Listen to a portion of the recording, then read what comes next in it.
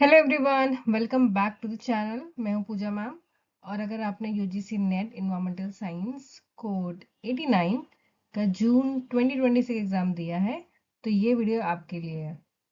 ये वीडियो आपके लिए बहुत ज़्यादा इम्पोर्टेंट होने वाली है। आज के वीडियो में we are going to discuss overall paper difficulty. Unit wise हम एनालिसिस करेंगे यूनिट्स का। देन किस टाइप के क्वेश्चन आए थे, गुड अटेम्प्ट्स कितने होने चाहिए, और सबसे इम्पोर्टेंट एक्सपेक्टेड कट ऑफ क्या रहेगा। पिछले कुछ दिनों से मुझे बहुत सारे कमेंट्स और मैसेजेस आ रहे हैं कि मैम क्या जनरल कैटेगरी का जीआरएफ कट ऑफ 170 टू 180 तक आ सकता है। आज हम इस टॉपिक के लिए इसको भी हम अच्छे से लॉजिकली समझेंगे। ठीक है, क्या ये पॉसिबल है 170 टू 180 या इससे भी लो जाने का कोई चांसेस है क्या। एक important disclaimer before starting the video. जो भी डिस्कशन होगा वो स्टूडेंट फीडबैक, मेमोरी बेस्ड जो एनालिसिस हुआ है स्टूडेंट्स ने जो बताया है मुझे, एंड प्रीवियस ईयर के जो ट्रेंड है, ठीक है, इन सारी चीज़ों पे ये बेस है this video, right. Official cut of सिर्फ एनटीए ही रिलीज करेगा एंड उसके लिए आपको वेट करना है। Without wasting any time, let's get started.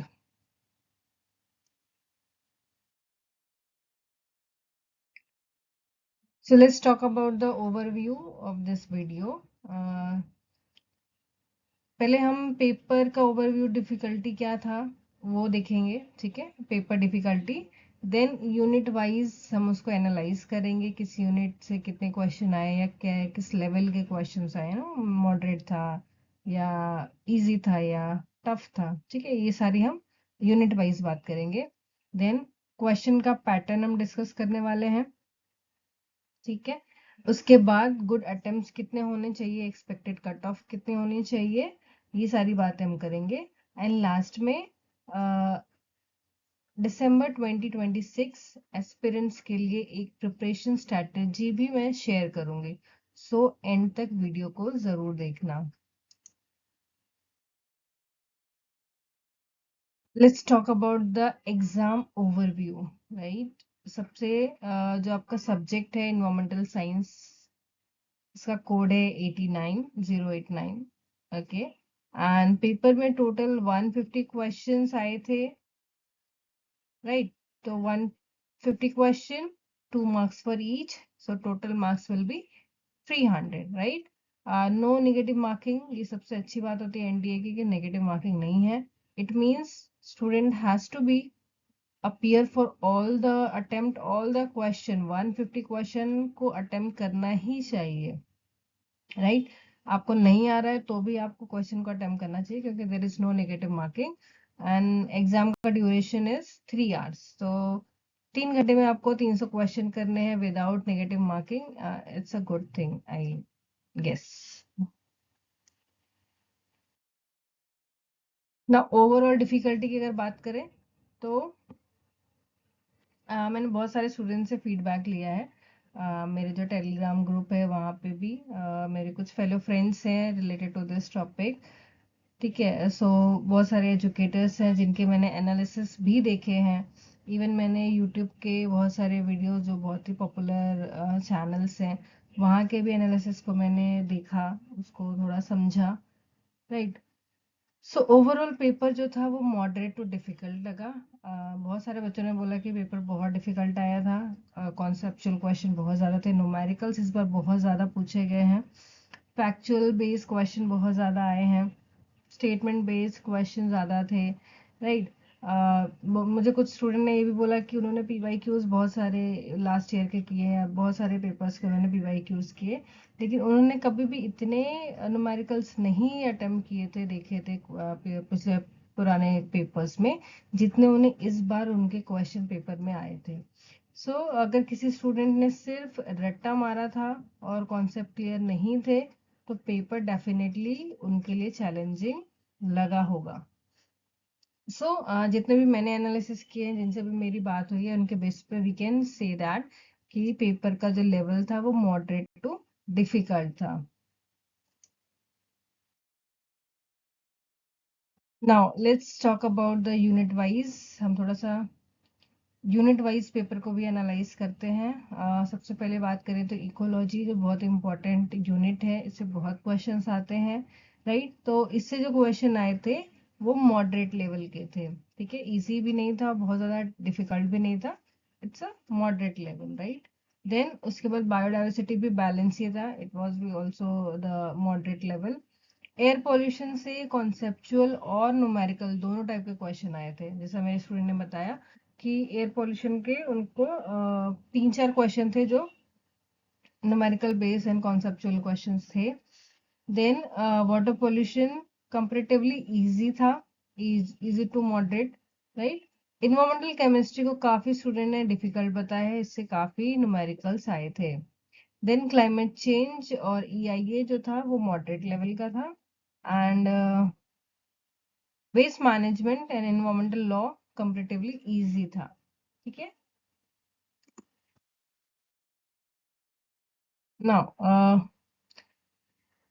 इस बार क्वेश्चन पैटर्न भी थोड़ा सा इंटरेस्टिंग था, बहुत चेंजेस भी आए हैं इस बार के, राइट। स्टेटमेंट बेस्ड क्वेश्चन काफी थे, एजर्शन रीजन भी देखने को मिला, मैच द फॉलोइंग क्वेश्चन आए थे, न्यूमेरिकल्स भी थे, current affairs linked with environment question भी आए थे। ऑलवेज रिमेंबर, आप जब भी एग्जाम देने जाते हो तो आप लास्ट 6 मंथ्स के, लास्ट 1 ईयर के आपके जो करंट अफेयर्स है वो पढ़ के जरूर जाने चाहिए। इससे आपको बहुत ज़्यादा बेनिफिट मिलेगा if you are preparing for December 2026। Make sure कि आप पूरे 1 साल का करंट अफेयर पढ़ के जाओ, ठीक है। देन कुछ डायग्राम जो थे ना, कुछ क्वेश्चन डायग्राम से भी आए थे एंड डेटा इंटरप्रिटेशन पे भी बेस थे। इससे एक बात क्लियर होती है कि यूजीसी नेट एनवायरमेंटल साइंस अब सिर्फ थ्योरी एग्जाम नहीं है, राइट। इससे जो कॉन्सेप्ट है ना वो बहुत ज़्यादा स्ट्रांग होने चाहिए अगर आपको JRF क्वालिफाई करना है तो सिर्फ आपको ओनली, अगर मैं ये कहूँ कि सिर्फ आप PYQs करो आपका क्लियर हो जाएगा एग्जाम, तो नॉट पॉसिबल। आपका बेस बहुत ज़्यादा स्ट्रांग होना चाहिए, आपको रिवीजन बहुत ज़्यादा करना होगा, आपको PYQs करने होंगे, आपको MCQs करने होंगे। Even you have to at least attempt more than 10 to 20 mock test, ठीक है। आप जितना ज़्यादा मॉक टेस्ट करेंगे उतना ज़्यादा आपका जो प्रैक्टिस है वो स्ट्रांग होगा, एंड एग्जाम में आपके जो टाइम मैनेजमेंट का जो इशू आया था इस बार स्टूडेंट्स को वो नहीं आएगा।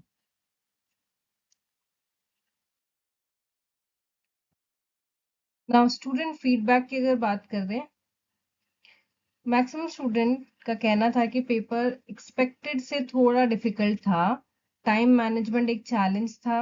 अब जैसे मैंने आपको अभी बोला कि अगर आपने मॉक टेस्ट दिया है प्रॉपर CBT फॉर्मेट में, तो आपके लिए टाइम मैनेज करना इज अ बिट इजी हो जाएगा एग्जाम में, राइट।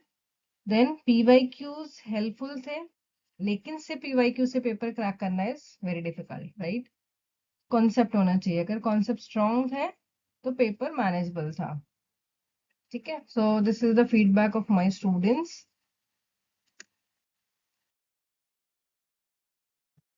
नाउ अब हम आते हैं गुड अटेम्प्ट्स पर, ठीक है। गुड अटेम्प्ट्स में ये एक चीज याद रखो प्लीज, आप कमेंट में कुछ भी लिखते हो, दिस इज नॉट ऑफिशियल, ये मेरा एक्सपेक्टेशन है, ये मेरे फिगर्स हैं, and I am not going to mislead anyone, right. So this is just for एक, आपको मैं एक तरीके से बोलते हैं कि एक मैं एक फिगर आपको दे दी हूँ कि आप उससे थोड़ा अंदाजा लगा सको कि आप कहाँ पे लाई कर रहे हो, राइट। अगर आपको लगता है कि मैं बहुत ज्यादा बड़े फिगर्स दिखा रही हूँ तो आप इसको मत देखो, just wait for NTA official जो आने वाला है उसके बेसिस पे, ठीक है। सो इसको रहेंगे एंड डिस्कस करना है, ओके। सो अगर किसी स्टूडेंट के अराउंड 200 प्लस आ रहे हैं तो we can call it a strong JRF possibility. अगर आपके 200 के आसपास मार्क्स आ रहे हैं तो आपका बहुत ही ज्यादा स्ट्रॉन्ग चांस है कि आपका JRF 100% क्लियर हो जाएगा। देन कॉम्पिटिटिव के लिए 180 to 200 कॉम्पिटिटिव होगा। अगर नेट की बात करें तो 160 to 180 अराउंड ये जाएगा, and below 160 is the border line. ठीक है, लेकिन फाइनल रिजल्ट नॉर्मलाइजेशन और कैटेगरी पे डिपेंड करता है।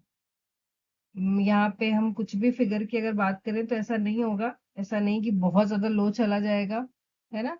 बहुत ज्यादा, बहुत स्टूडेंट बोल रहे हैं कि बहुत डिफिकल्ट था पेपर, तो इतना 180 190 या 200 प्लस फिगर नहीं जाएगा, राइट। तो इट डिपेंड्स कि हर ओवरऑल जो नॉर्मलाइज होने के बाद कट ऑफ आती है। ठीक है, तो ऐसा नहीं है कि कुछ स्टूडेंट को अगर डिफिकल्ट लग रहा है तो वो सेम सबके लिए हो।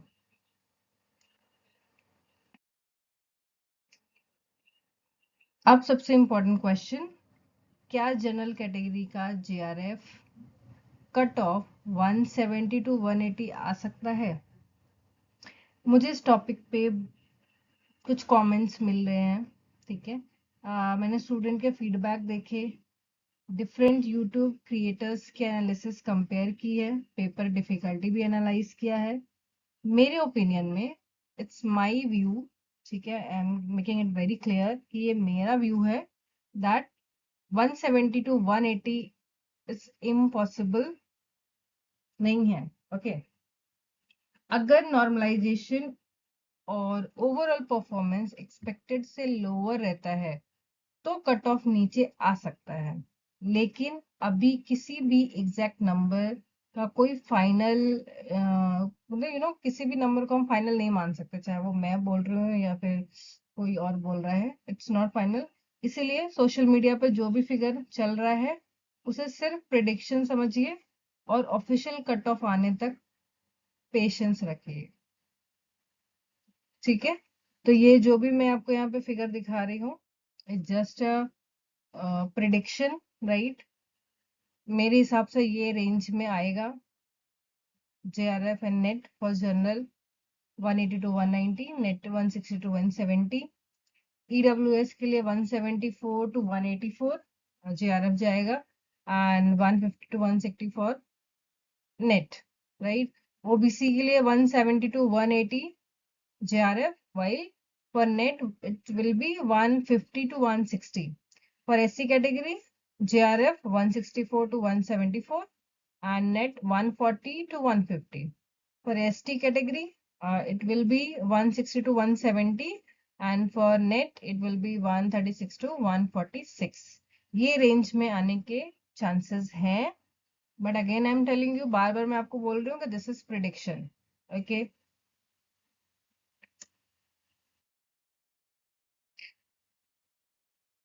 Now let's talk about the December. अगर आप दिसंबर 2026 की प्रिपरेशन कर रहे हैं तो प्लीज रिजल्ट का वेट मत करिए, आज से प्रिपरेशन शुरू कर दीजिए।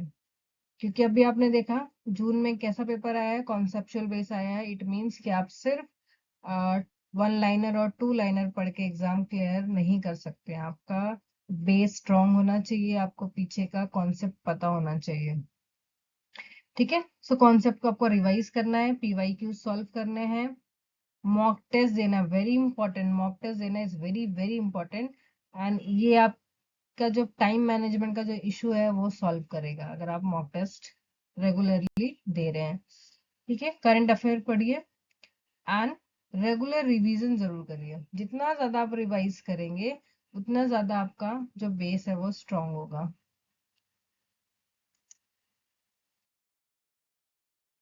नाउ फाइनल एडवाइस, मेरी एक ही एडवाइस है, कट ऑफ प्रिडिक्शन पर ओवरथिंक मत करिए। अगर रिजल्ट अच्छा आता है, कॉन्ग्रेचुलेशन। अगर एक्सपेक्टेड रिजल्ट नहीं आता है तो दिसंबर अटेम्प्ट के लिए और स्ट्रॉन्ग कमबैक करिए। सक्सेस उन्हीं स्टूडेंट को मिलती है जो कंसिस्टेंटली प्रिपरेशन कंटिन्यू करते हैं, right. So official cut off depend on normalisation and NTA results. So avoid relying on unverified claims. ठीक है, ना आप मेरी बात मानिए ना आप किसी और की बात मानिए, just wait for NTA official cut off. ठीक है, सो कोई कम बता रहा है, कोई ज्यादा बता रहा है, तो आपको डर लग रहा है, परेशान हो रहे हैं, ऐसा बिल्कुल भी मत करिए। जस्ट वेट एंड देखते क्या होता है। सो अगर वीडियो इंफॉर्मेटिव लगी हो तो लाइक बटन जरूर प्रेस करिए, चैनल को सब्सक्राइब करिए और कमेंट सेक्शन में जरूर बताइए आपका एक्सपेक्टेड स्कोर कितना है, कैटेगरी क्या है और एग्जाम किस शिफ्ट में दिया था आपने। ठीक है, सो मैं ट्राई करूंगी, मैं आई एम ऑलवेज ट्राइंग कि जितने ज्यादा कमेंट्स आए मैं उनको रिप्लाई कर पाऊँ, एंड मैं करूंगी आपको रिप्लाई। अगर आपके कुछ क्वेरीज हैं या कुछ डाउट हैं आप मुझे कमेंट सेक्शन में लिखो। आप मेरे टेलीग्राम चैनल को ज्वाइन कर सकते हो, वहाँ पे आपको फ्री नोट्स भी मिलेंगे, डेली अपडेट्स भी मिलेंगे। Even you can follow my Instagram channel.